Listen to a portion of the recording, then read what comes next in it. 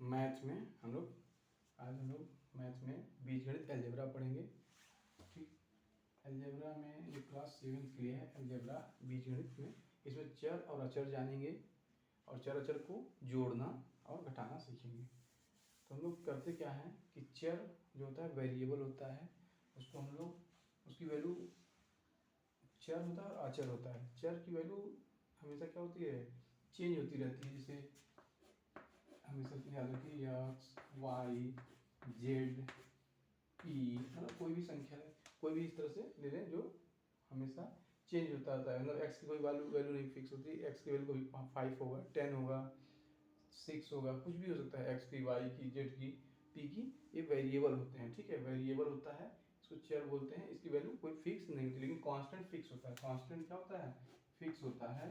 जैसे 5 10 5 10 15 20, मतलब कोई भी संख्या फिक्स होती है। 5 को 5 ही कहेंगे, 10 को 10 ही कहेंगे और 15 को 15 ही कहेंगे। तो क्या होता है, अचर जो कांस्टेंट होता है वो फिक्स होता है। कांस्टेंट कांस्टेंट होता है, फिक्स होता है, वो वेरी नहीं करता है।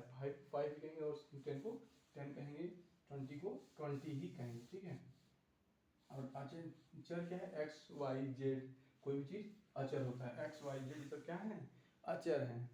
इसकी वैल्यू हम कभी एक्स की वैल्यू को हम लोग 10 मान लेंगे, एक्स की वैल्यू 10, एक्स की वैल्यू कभी 2 मान लेंगे, एक्स की वैल्यू कभी 3 मान लेंगे, एक्स की वैल्यू कभी 4 मान लेंगे। तो हम लोग ये अचर हैं, मतलब ये चर हैं। ठीक है, इसकी वैल्यू हम लोग क्या करते हैं, चेंज होती रहती है। इसकी वैल्यू कभी भी चेंज होती रहती है।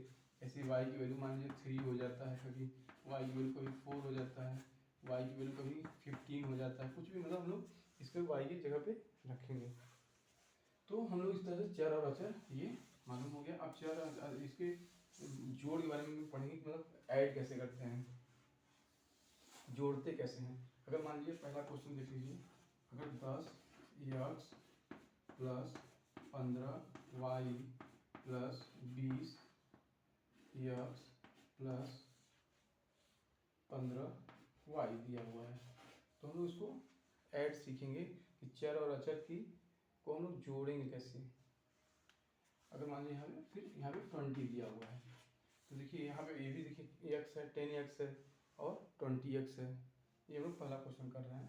10x यहाँ भी और 20x है। ये y है 15y और ये 15y। तो हम लोग y को एक पास रख के ऐड करेंगे और x को एक पास रख के ऐड करेंगे और कांस्टेंट को ऐसे ही रहने देंगे। ठीक है, तो 10 को 10 और x वाले को एक पास जोड़िए, 10x प्लस 20x।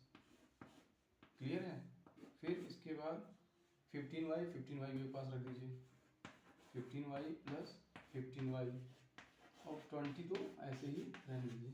इसको इम्प्लाइज दैट का ऐसे सिंबल बना दीजिए। तो 10x और 20x, 10x और 20x को ऐड करिए तो कितना हो गया, 30x। कितना हो गया, 10 में 20 ऐड करेंगे 30x हो जाएगा, प्लस 15y और plus 15y, 15y 30y।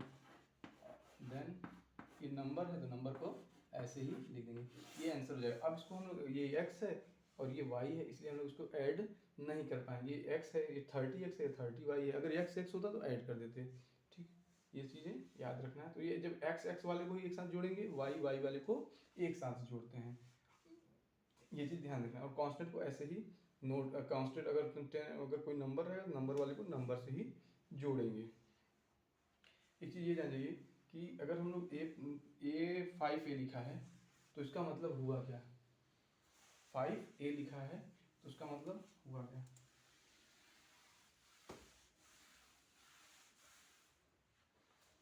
5A लिखा है, इसका मतलब है A को 5 बार जोड़ा गया है।